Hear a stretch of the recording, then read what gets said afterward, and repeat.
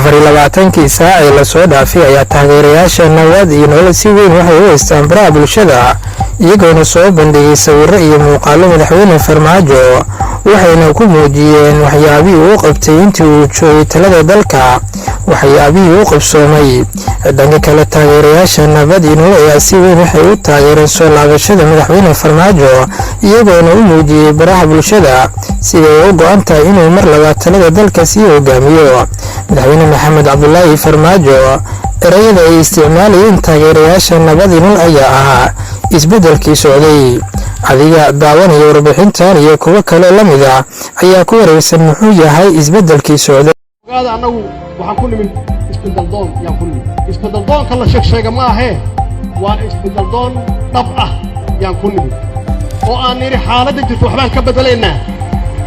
inta yar aan joogno halganka isbeddel waa socdaa annaga ku nimid isbeddel dhab ah isbeddelkiina waa socdaa annagoo ka baranayna wax Israel annaga tilmaan Israel baa noo ah ogaada taageerayaasha nabad iyo nolol ee ku sugan daafaha caalamka ayaa xilligan u muuqato kuwa la loodin waayay marka ay noqoto dhanka baraha bulshada waxayna caddeeyeen ay yihiin kuwa ugu sarreeya xilligan ay taageeraya madaxweyne Farmaajo